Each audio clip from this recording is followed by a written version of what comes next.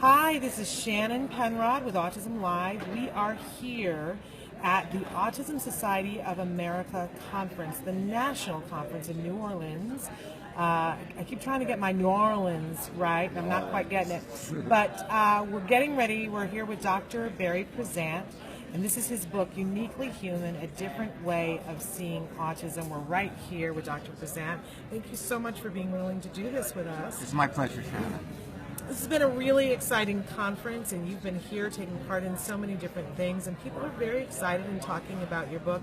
For people who haven't seen this book before, talk about what kinds of things they're going to find in this unique book.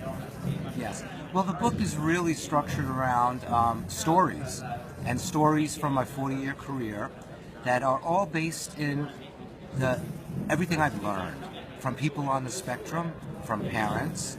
And so they're everyday experiences from my consulting, from our parent retreat weekend that we've been doing for 20 years, and especially things that I feel are not emphasized enough in the literature, that are not emphasized enough even in conference presentations. And you know, thank goodness the book has really resonated with such a wide variety of people, people on the spectrum, parents, educators, therapists. And so it's very gratifying for me at this point in my career that I could share information from everyday experiences that people feel is valuable for them.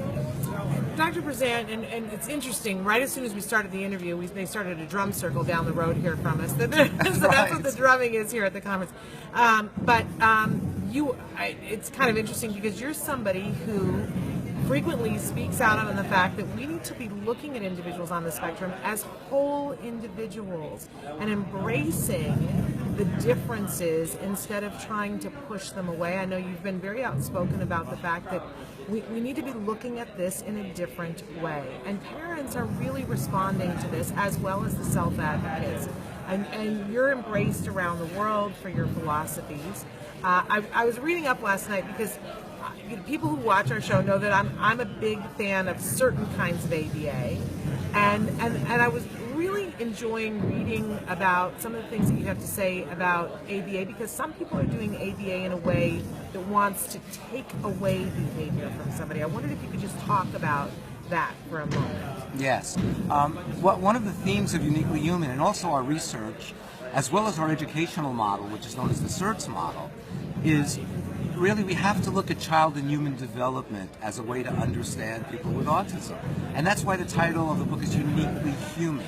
For so many decades, researchers and some therapists have tried to, if you will, dismiss people with autism and how they behave and what they do. To the point of, certainly decades ago, that if a person with autism would stim, it needed to be punished and extinguished because it looked pathological, it looked different. And our research and the research of others has demonstrated that, wait a second, in many cases that's how people are trying to cope or to self-regulate or to be well-regulated emotionally. And now so many people on the spectrum are telling us those very same things. So a big premise of my work with my colleagues, as well as Uniquely Human, is something I learned from an autistic woman. And that is, there's no such thing as autistic behaviors. These are all human behaviors. And certainly, as we all know, some behaviors can be very challenging to other people, or very challenging to the person with autism, him or herself. But that doesn't mean that we don't think very deeply about why is this happening, where is this coming from. And also a major theme is it's not just about changing the person with autism. That we need to change our attitudes, our beliefs, and our actions, which most often results in the positive changes that we hope that a person with autism will be able to gain through their own progress. Absolutely. And so where can people find more information about the work that you're doing at Brown University and around the world?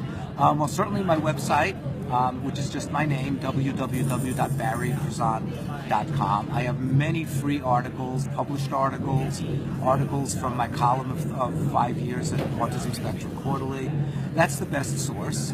Also, the website for the Certs Model is www.scerts.com. I have wonderful colleagues, some former students who are traveling the world and doing training in that area.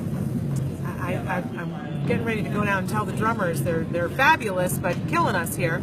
And the book is available widely. People can get it on Amazon, and I'm sure that there's a link to that on your website as well. Yes.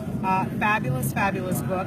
Talk to us a little bit about the Certs model. Yeah, the Certs model was constructed around what we feel are the three primary domains that need to be the foundation of any program, of any person on the spectrum. And not just people on the spectrum, people with other developmental challenges that include social communication and emotional regulation. So the SC is the social communication piece, which we've known since Connor's early writings on autism, is a challenge for the most capable people and the people who are more challenged in communicating. An area that we feel we've contributed, we're told, is a novel contribution, is the emotional regulation piece. And how can we help people develop the strategies to deal with the challenges that cause anxiety and stress in their lives? So that we see emotional regulation as an alternative to a behavior management approach. It's not just teachers and it's not just that teachers and parents need to manage the behavior of their kids. Where does that come from? Those difficult behaviors come from a dysregulated emotional state or physiological state. So we talk in great depth about the importance about helping people on the spectrum to regulate their physiology, which has anything to do with high arousal states, hypersensitivity to sensory stimulation, as well as their emotional issues, worrying too much, anxiety, and so forth. The last piece of the Certs model, the TS, is transactional support. And it's a very, very detailed approach to how we should support people on the spectrum in our interpersonal interactions with them, and how we should support them in learning and making progress in everything from potty training to academics. So if we put the right supports in place as parents and as educators, if we focus that support on being well-regulated emotionally, which we define as being available for learning and engaging, and then social communication, working on self-expression, the ability to express your opinions, express your emotions. We think that regardless of the ability level or the age of a person with autism, those have to be the foundations of any approach. And so where can people go to find more information about the Certs model? Again, on www.certs.com. We have free articles that are downloads. It's an evidence-based model. A major study published in Pediatrics for 82 children last year with our colleague Amy Weatherby. We are now finishing a study, or actually my colleagues are finishing a study on Certs in 40 classrooms around the country with very positive results. And one of the things I should say about Certs is that Certs is not exclusive of other approaches or strategies. It's a framework. So there are strategies that have been developed in contemporary ABA, such as picture exchange, relaxation strategies, that fit under the umbrella of Certs. But we're also very developmental in our approach, that we draw heavily from research on child and human development. Wonderful. And so for a lot of us, we don't, people may not know how to spell Certs. So it's www.SC, which stands for social communication, ER, which stands for emotional regulation, and TS, which stands for transactional support. Wonderful. And don't forget that the book is Uniquely Human, a Different Way of Seeing Autism. We want to thank Dr. Barry Prizant for being with us, and we hope the conference is almost over, but we hope you continue to have a good time. Great. Thank you so much. Thank you. Thank you.